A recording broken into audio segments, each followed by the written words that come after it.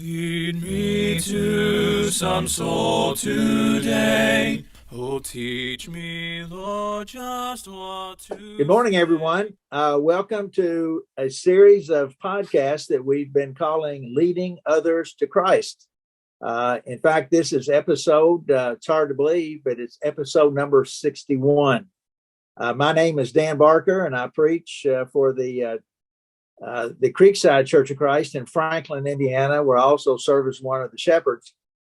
Franklin is about 20 miles south of downtown Indianapolis. I always try to give everybody a little bit of a visual and idea where we're located. Those that know me, you know that I'm passionate about our subject today of leading others to Christ, and I have been ever since I obeyed the gospel when I was 21 years old in Owensboro, Kentucky. And really, ever since then, anytime I could hear anybody talking about evangelism or how to, or books or tracks or whatever, I would always try to get my hands on it and digest it and see what I could take and use in my work, if you will. And so last year, Matt Malden and I came up with this idea of a COVID project of starting this podcast. And those of you that have been watching, you know that he's the tech guy behind the scenes. We couldn't do this without Matt. Thank you, Matt. But anyway, the idea with the podcast is to interview fellow workers, interview men and women, preachers, elders, deacons, the wives, the women in congregations, and find out how are they doing this work in their community.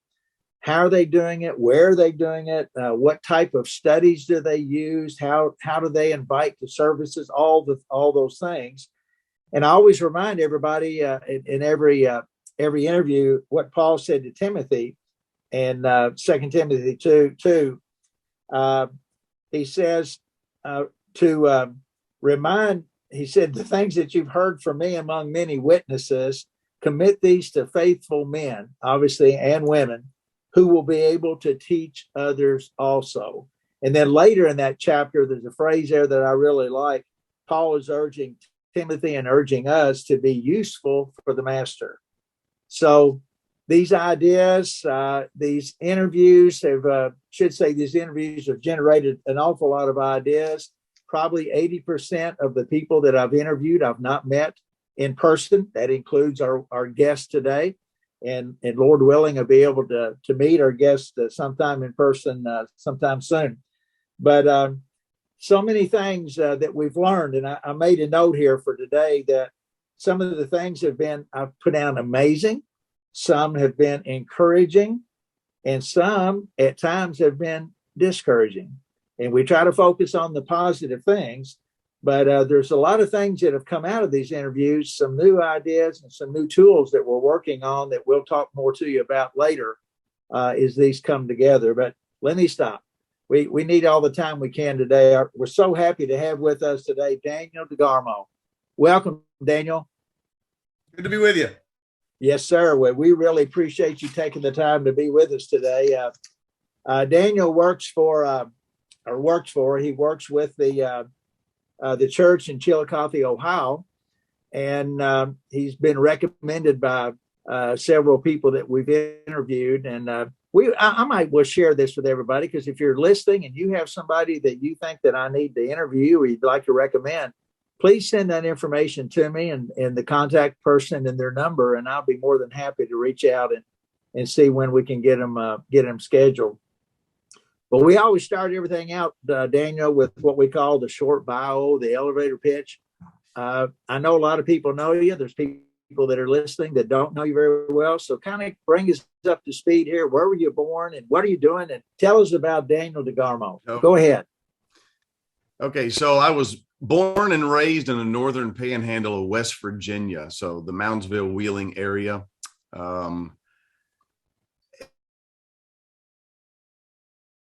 I had all intentions of playing college baseball. That didn't turn out as I had hoped due to one of my own dumb mistakes. And so someone said, have you thought about Florida College? And I had become a Christian. I was 17 years old. Went to FC from 92 to 94. FC was a little rough for me. Without going into a lot of detail, those years of my life, I didn't like rules. And so I tried to break them.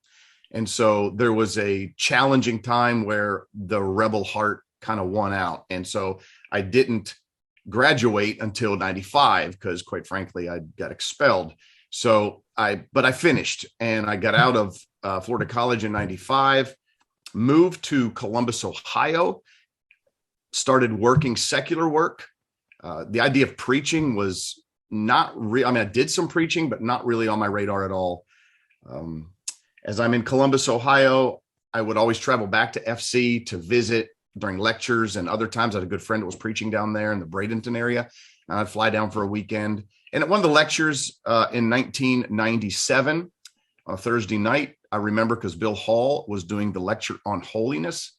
And after the lecture, I met my wife, Serena Rombach, and we've been married for 24 years now.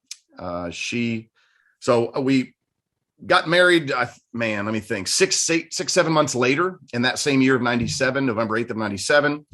I was doing more preaching. Then one of the churches there hired me on as kind of their evangelism guy. My secular work was really just sales, marketing. I knew how to persuade people to do things that they otherwise wouldn't do. And that was going very well. I took over a store, was running a store, but really wasn't comfortable with that direction in life. And I was doing a lot of part-time preaching and whatnot. And then an opportunity arose to leave secular work completely and go preach full-time. And I did that in 2003. We had just had our son Noah in 2000.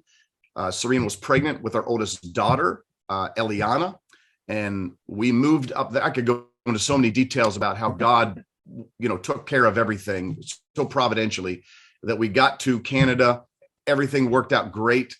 Wonderful congregation I worked with, the Jordan Church of Christ in Jordan, Ontario, from 2003 to 2006.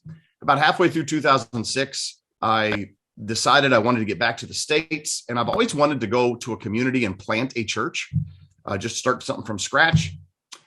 In fact, it was Brother Brownie Reeves who was up doing a meeting and asked me, Dan, if you could do anything in the kingdom, what would it be? And I said, I'd like to go somewhere and start a work. And he said, I always thought Chillicothe, Ohio would be a good place to do that. Wow. Interestingly enough. Then in 2006, we moved to Chillicothe, Ohio. We've been here ever since. That church started with just a handful of people. And, 15 years later, here we are. And it's been for the kingdom, a very profitable work.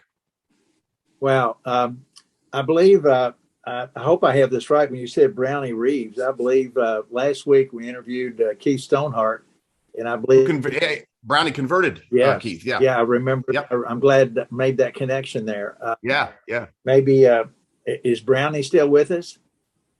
He is. Okay, that's somebody we need to put on our list to talk to. You do. Yeah. You do.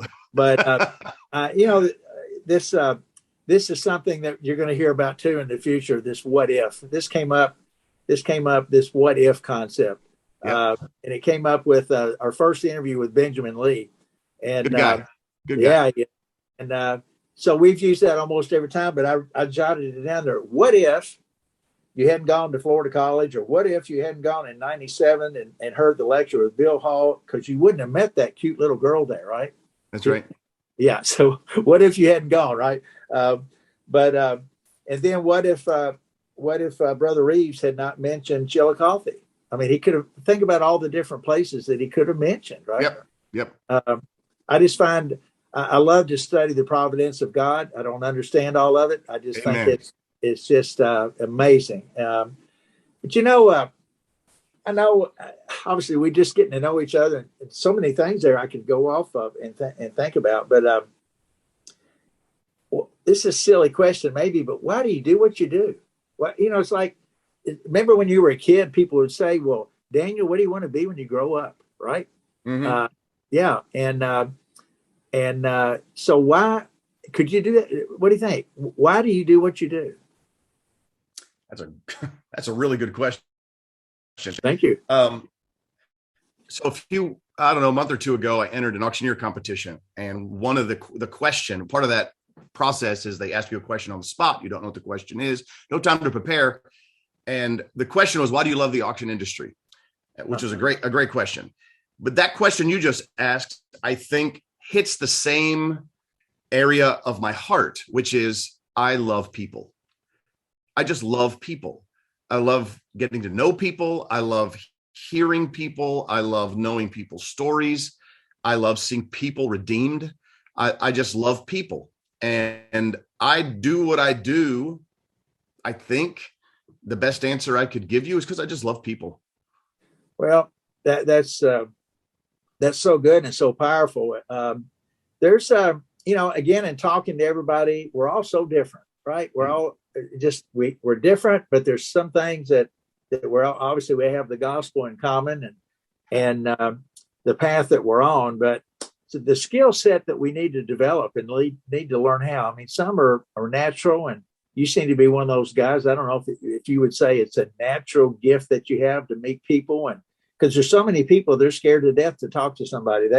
They would say they love people, but they would never be the first one to start a conversation. Right. I get So that. that whole conversation of learning how to make connections and learning how to build relationships, especially in leading others to Christ, I just think it's a vital thing, don't you? Amen. Absolutely. And I'm here to tell you that, in the early stages of my Christian faith and in my preaching work, I mean, I'm an extrovert. I think the older I get, the more introverted I become, but I don't have really any issues talking to people. But it was definitely harder. And the more you do it, the easier it becomes. And not everyone's going to be the same. There's going to be people that work in the background that gain the same reward as those who are on the front lines because they all work together in bringing people to Christ. Exactly. And so I'm careful because I noticed this in the congregation here.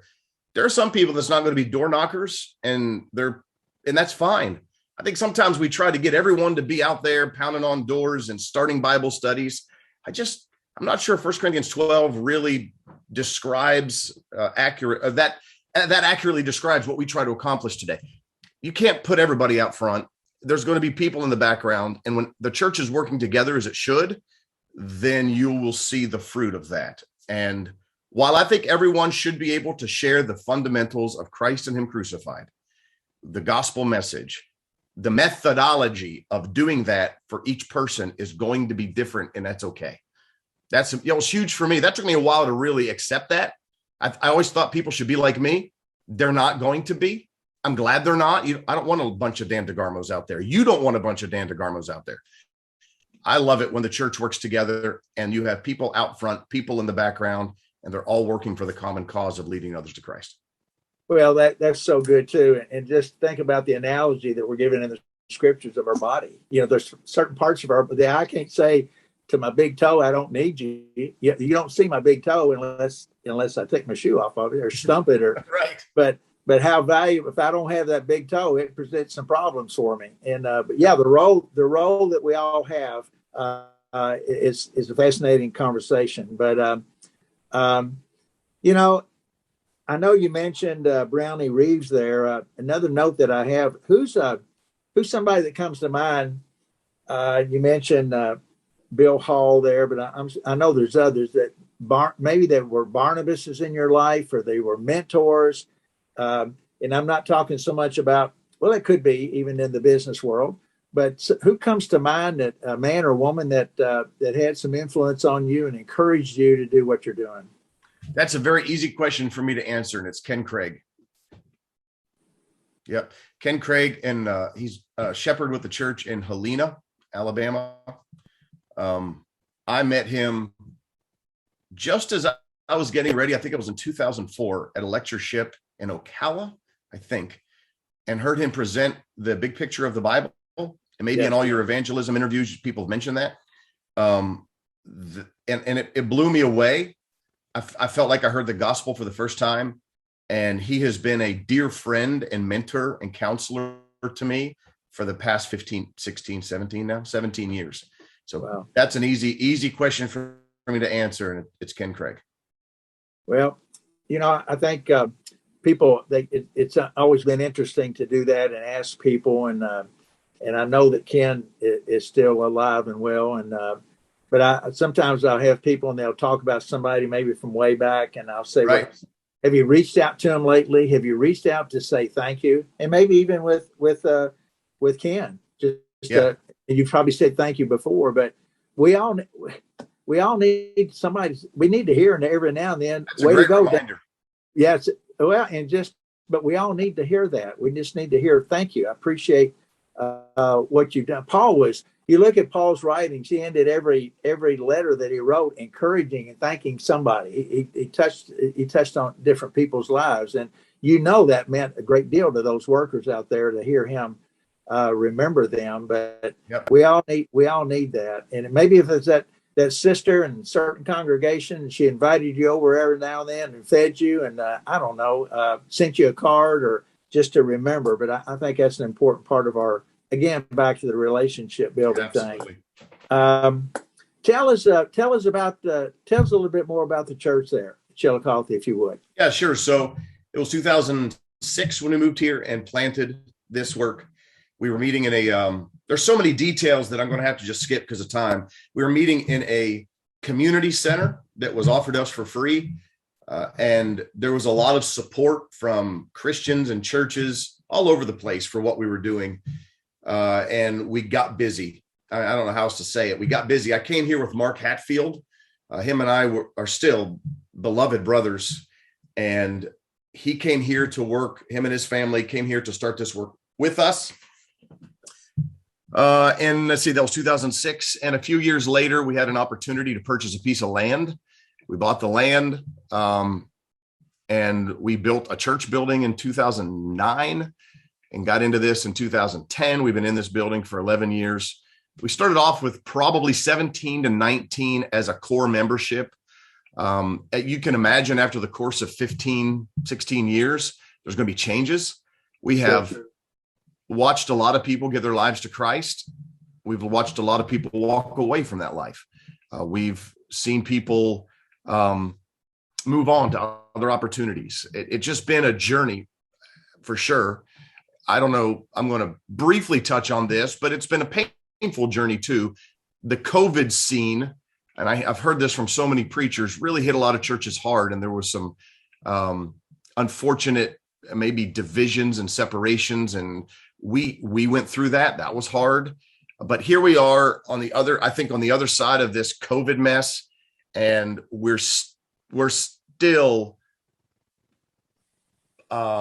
moving along, grinding. I think that's a good word to use, grinding it out day by day, week by week. And I think our membership is at around 80, 85. But we at one time were 120, 130. And just so, not that numbers are that important, but every number represents a soul. So I think when I look back at the last 15 years, I don't like using the term success when it comes to the gospel, because I think it's too secularized. I think I would like to say there has been excellence in the work here in the church.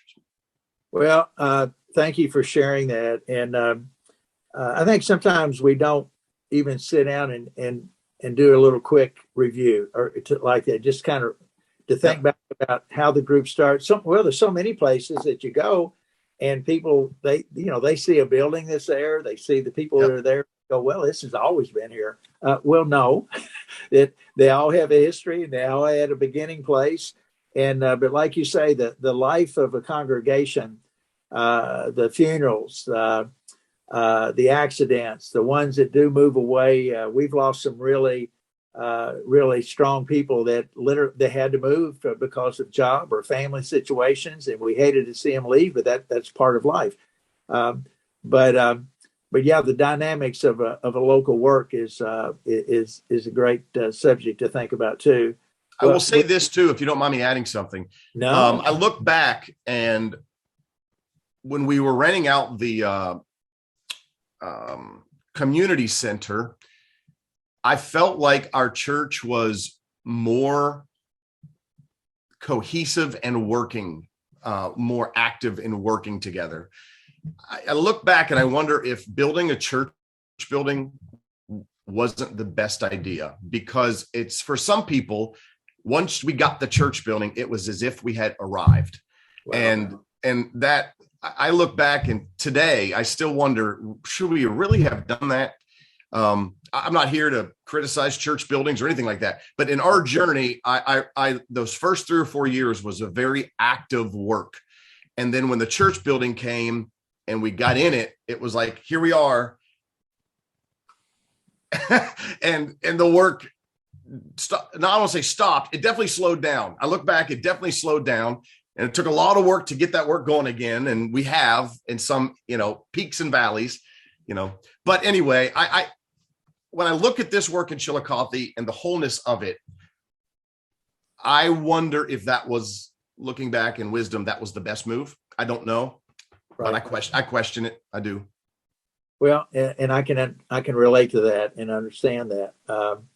The peaks and the valleys. My goodness, so many little things here that you've said we could talk about. Again, in our individual lives, right. In our family lives, and the congregation. And we talk all the time about where I am about rejoice in the sowing of the seed. We always rejoice when somebody obeys the gospel or somebody repents, but to rejoice in that sowing of the seed, because that's hard. There's a reason, Dan, it's called work, right? Yeah, that's right. That's right. It's work, and the patience and all the things that are involved with that. Well, let's do this. Yeah. Tell us, I ask everybody every time and I know you've got several, but a conversion story. Share with us a story that you would like for everyone to hear of, maybe unique circumstances or whatever, of somebody that came to Christ. Frank Johnson, that name, right. Frank Johnson. So we were active in nursing homes, and Frank Johnson, I met Frank. He was sitting there with sunglasses on and a walking stick, and I accurately assumed he couldn't see. But I got to know Frank, and Frank was blind because he put a gun to his head and pulled the trigger. He tried to kill himself. So the bullet went right there behind his eyes, and it took out his eyesight and his smelling.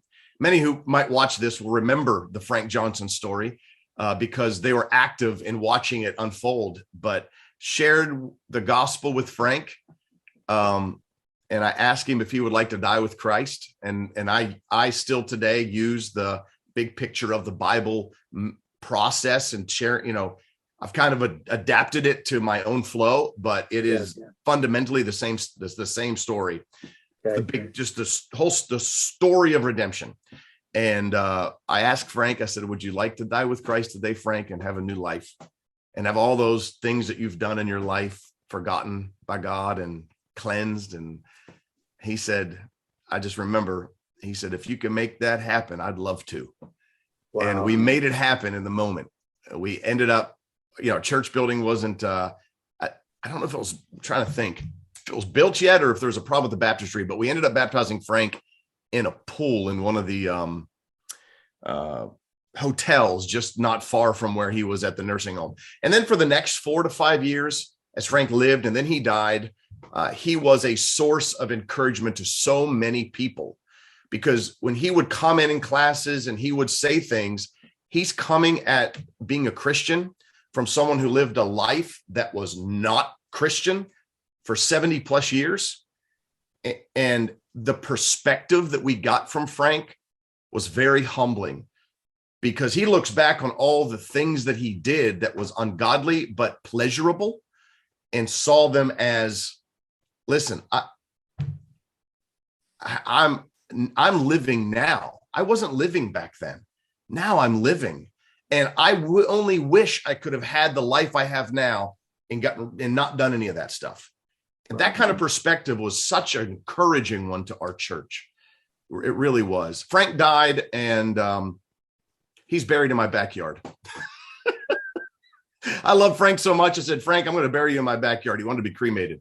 And then I tried to plant a tree a couple of times on top of him, and they kept killing the tree. But I got stories like that left and right. I just, when you are active in the community and you meet people and you connect with people and you love on people. So the fundamental, I don't like using the word slogan when it comes to churches, but there's 3 words that I've tried to be the foundation of this work.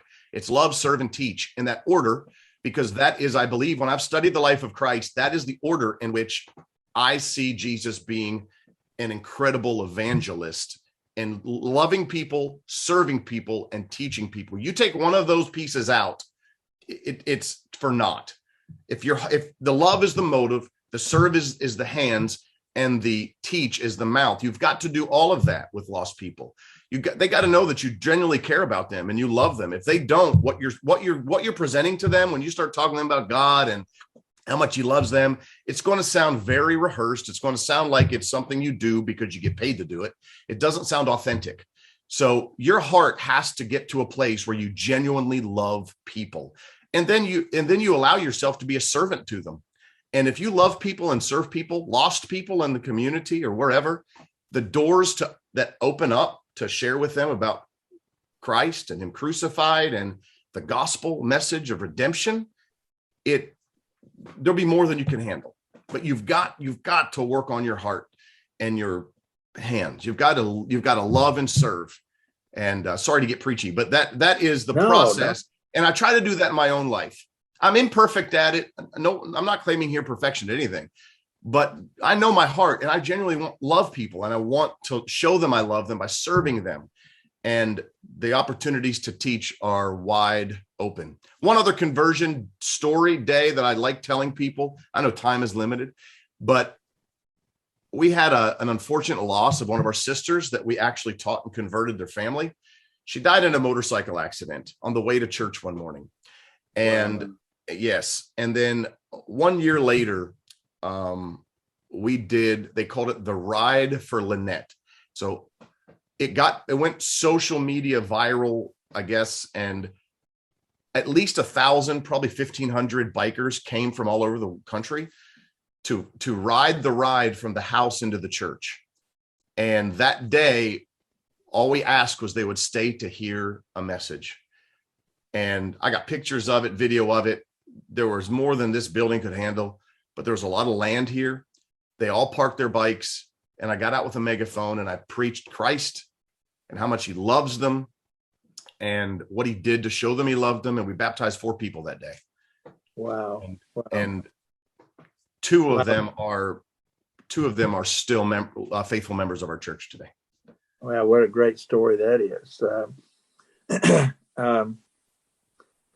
Without Lynette, you said, right?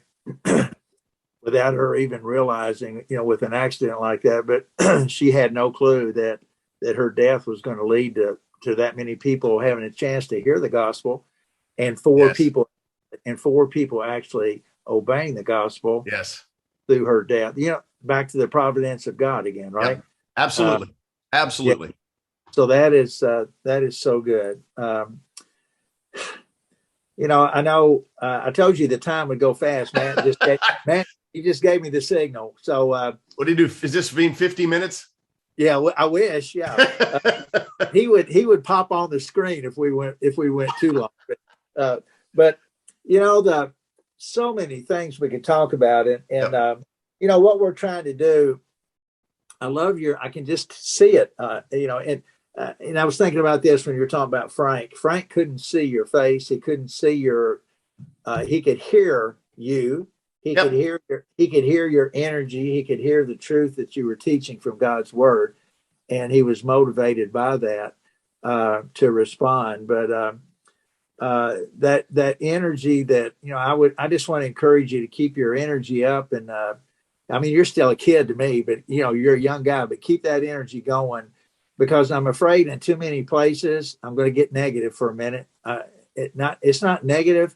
I say that because it's real. And this has come up in a lot of conversations, and there's in so many places that the Lord's church is dying. Yep. There are no new people being taught. Churches, they're literally closing their doors.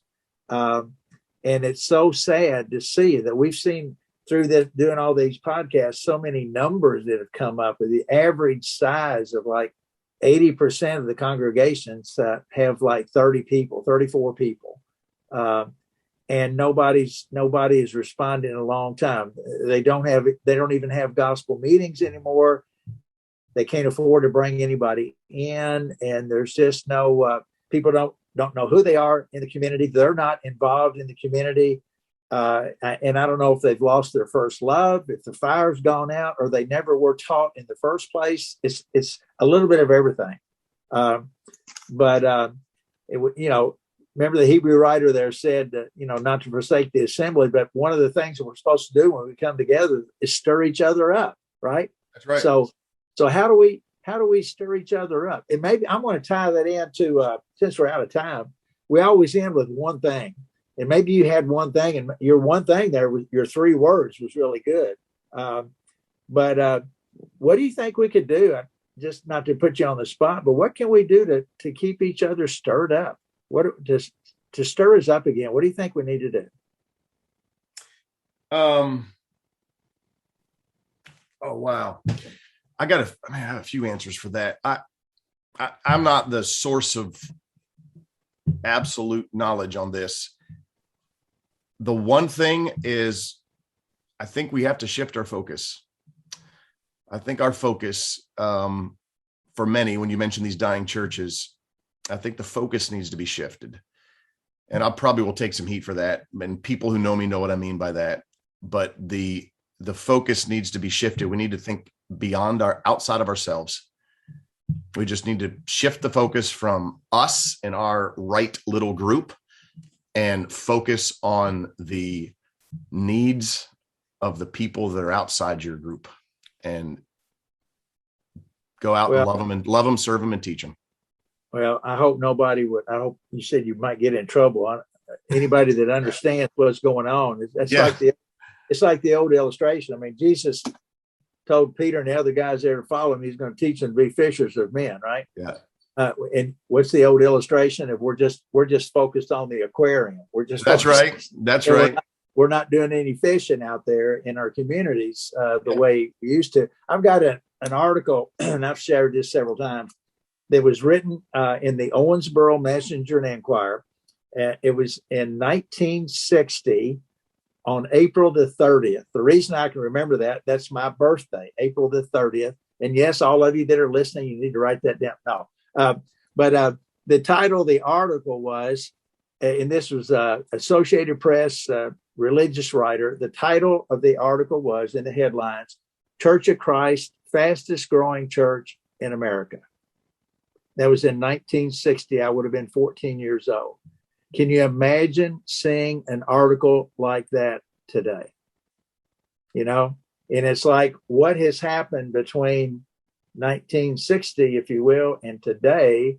And I think some of what you touched on there is we need to shift our focus. I think you're right. We've lost it, or we need to shift it, or the combination, and just really realize just how serious this is and what a role that we all play. Every member in the congregation plays a role. It's not just your job as the preacher or my job as an elder or whatever, but it's a role that we all have. But now I'm talking, and now I'm preaching. I'll stop. But you know what I'm saying, right? And it's absolutely. And what I mean is, I believe that doctrine and truth is absolutely critical and very, very important. And we're not throwing the baby out with the bathwater, but we like to get together so often and just tell each other how right we are about everything. And just shifting the focus to getting out there into the community and loving on them. Yeah. All right. This is good. We're out of time, brother. All right. I didn't get to point that way either. I know it. If somebody wanted to reach out to you, let's say about somebody listening to this, you do have them stirred up, and I want to get to know Daniel DeGarmo. Would it be okay? Would you give out your contact information if somebody wanted to reach out to you? Sure. My phone number is, you can text me or call me anytime, 740-412-7866. And I'll be glad to talk to anybody. My email is probably the best one to use, is just Daniel DeGarmo, my name, all lowercase, no dashes, no dots, no underscores, DanielDeGarmo@yahoo.com. That's more my personal email. Be glad to help. And I'm on Facebook. So connect with me on Facebook. All right. Well, again, I I can see why the one said that I need to talk to Daniel DeGarmo. I can see why they recommended you. I really do appreciate what you've done there, and I meant it when I said, Lord willing, our paths will cross somewhere. That'd be great. Yeah, it would be great, and maybe we can just make that happen. And we'll be following up with you as we go forward with all of our work here. But brother, you and your bride, Selena, Yep. what? Serena, yes. Serena. Yes, I almost missed it. I had it right the first time. Serena. You did. Yeah. You did. And I should have had her on here to interview her as well. But you should. Seriously, you should. She can probably do a better job than I have done. Well, you tell her we said hi, and I will. We thank her so much for the role that she's played, and we understand how important that is. So, and the kids too. So, all right, brother. Again, thanks so much, and we'll talk to you soon, Lord willing. Yeah, man. Anytime. Yes, sir. God bless you. God bless you. Pray, melt my heart and fill my life. Give me one soul today.